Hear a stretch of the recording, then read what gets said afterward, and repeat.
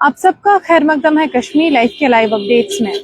किसी भी मुस्लिम सोसाइटी में हज जो है वो उसकी इकोनॉमिकल कंडीशन का एक मंजरनामा होता है। और जम्मू कश्मीर के इस साल के फिगर्स भी शायद हमें कोई कुछ चीज दिखाने की कोशिश कर रहे हैं, हमारी इकोनॉमिक कंडीशन समझाने की कोशिश कर रहे हैं। चलिए मैं आपको मेरे फिगर्स बताती हूँ।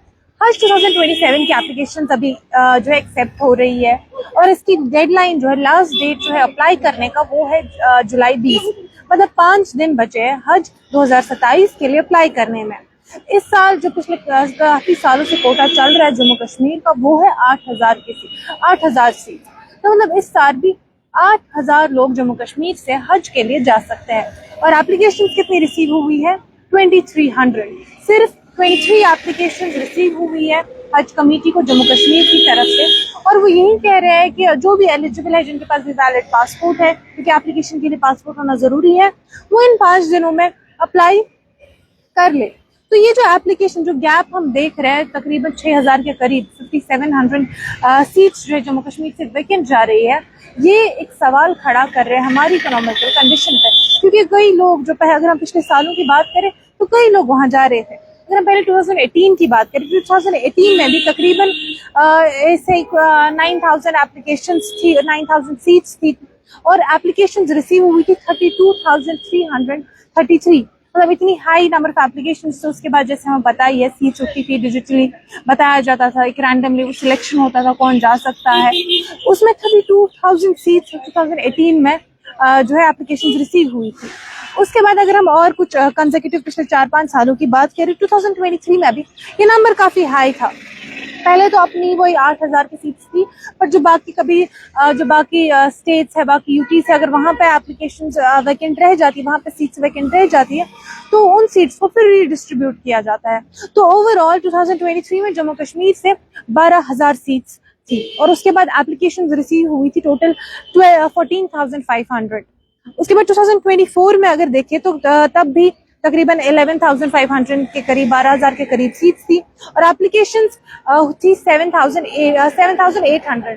तो 2023 के कंपैरिजन में कम नंबर वहीं पे हो गया था। उसके बाद 25 में तकरीबन ऐसे ही 4,000 के करीब सीट्स थी और जो पिलग्रिम्स थे, फिर फाइनली जब 4,000 के करीब एप्लीकेशन रिसीव हुई थी, नंबर वहीं पर काफी ज्यादा ड्रॉप हो गया था। और एक बार तो पिलग्रिम्स सिर्फ 3,600 गए थे 2025 में। 26 में मतलब जो इस साल हज हुआ, उसमें भी तकरीबन वही 8,000 सीट्स और पिलग्रिम्स सिर्फ 4,704।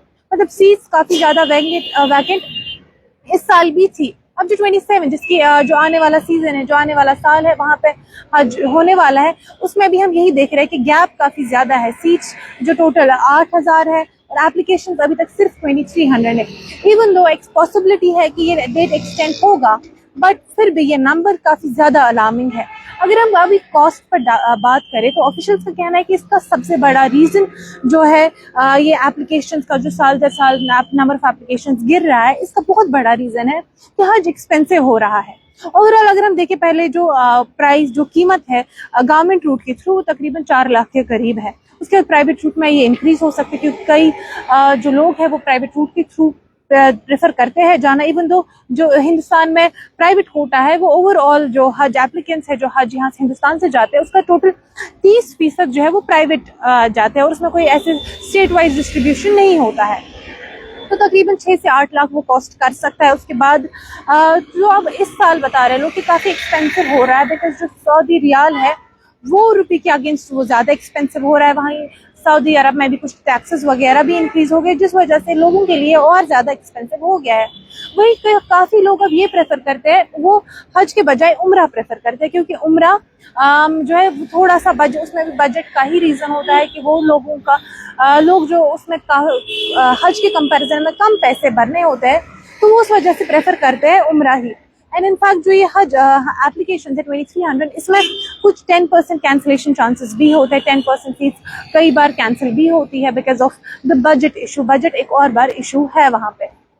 तो उसके बाद अगर हम हज की अब बात करें, जैसा कि मैंने शुरुआत में बोला, इकोनॉमिकल कंडीशन का एक रिफ्लेक्शन होता है। क्योंकि अगर हम हज को देखें तो अगर आपकी फाइनेंशियल कंडीशन अलाउ करती है तो ये आप पर फर्ज है।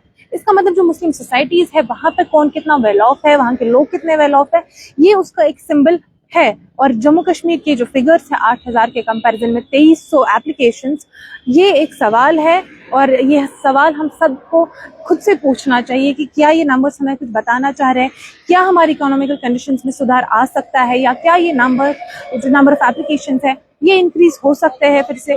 आज के इस लाइव अपडेट में इतना ही। आप देखते रहे कश्मीर लाइव।